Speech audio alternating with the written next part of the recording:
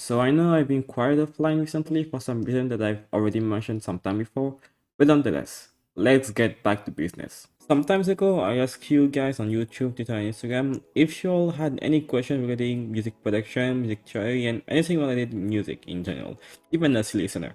So if you want to participate in the next one, make sure to follow me on these three platforms to be warned whenever I ask someday. Hopefully we'll make a serial out of it because I really want to try to teach in a more precise way with the knowledge I have. Alright, let's see. We got the first question from Umbra asking how does one write harmonies? Well, the way of thinking is pretty simple. Usually when I make my song, I always start with some triads to make my progression and harmonies. But there is a specific case where I had to make them myself from scratch. That one time being my remix of After All by One Little Piranha. In this case, the original chord progression was not fitting, and here's why. I wanna be the one on the back of your mind. I wanna be the first person you think of at night. I wanna be the one on the back of your mind. I wanna be the first person you think of at night. And that's why I actually changed the bass line, but stayed in the key of G sharp.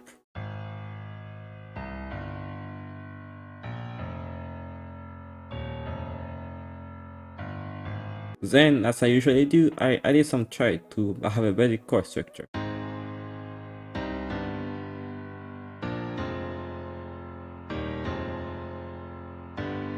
But it's a little bit off, and maybe you saw that too at some point. That's why I removed the entire chord progression and made one by myself. Now, how did I did that way, you may ask? Well, that's simple. I basically treated every note I was putting as its whole melody, and when a full set of notes was done, I was trying to play around and hear where things were sounding good. The more you do it, the faster you'll know which harmony works best in all the cases scenarios.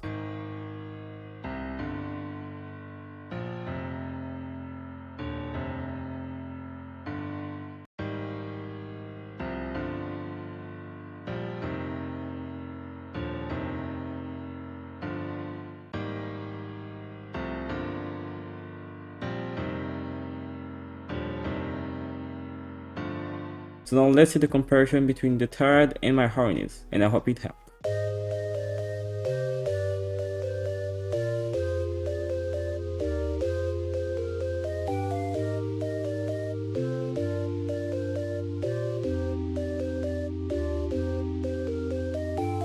Next question is from DarkoFC73, asking, I, as a listener, always wanted to know what exactly is music theory. Sorry for the English. And don't worry, your question was spelled perfectly. So, to put it simply, music theory is pretty much how to cook some music. There's a lot of knowledge to have about it in order to understand how to make music, whether it's digitally like I do, or with some real instrument. But in all honesty, I still have a lot to learn about it because I don't know most stuff like scales or key signature and so on and so forth. Next question is from Lancer on the Fime, asking if I have a recommendation on doing BPM and timing changes when producing. That's actually something to experiment with. What I would recommend is to go on Google and find some genre that you would like to try making and get a general idea of the range of BPM people usually use to make tracks. For example, Future House is kinda slow, so it's usually at 126 or 120 BPM. Drum and bass is kinda fast, so it's usually at least at 170 BPM. And some examples could be, for example, Future Bass. Because even if most tracks are made in 140 BPM, you could still have some track made around 100 to 200 BPM. It really depends on which BPM people usually take and which one sounds interesting or experimental. The key is probably to know how to make a certain genre in a specified BPM, and then to see how it could sound if it was slower or faster.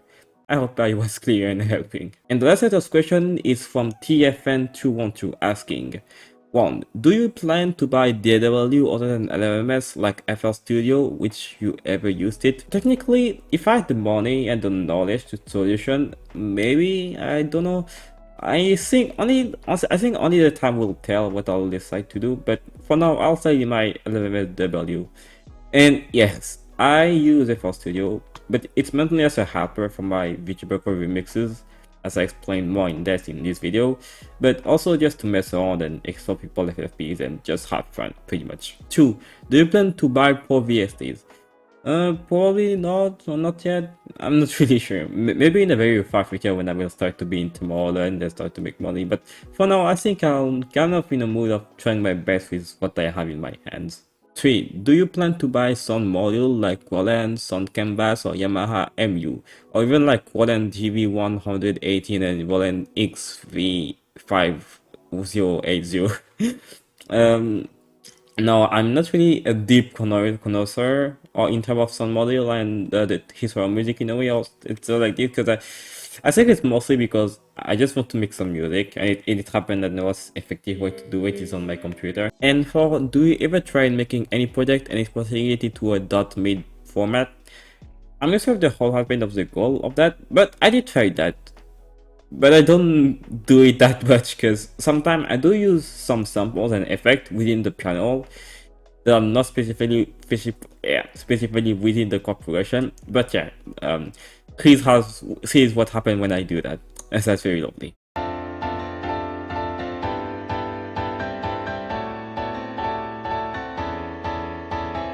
So yeah, that was pretty much it. Let me know in the comment what do you think of this format, and if you liked it, you can subscribe, like, share, and all that good stuff. Also, if you want some quality wandering sample, you can check my Bleh on Essential with the link in the description. Alright, so that's all. See you later. God bless.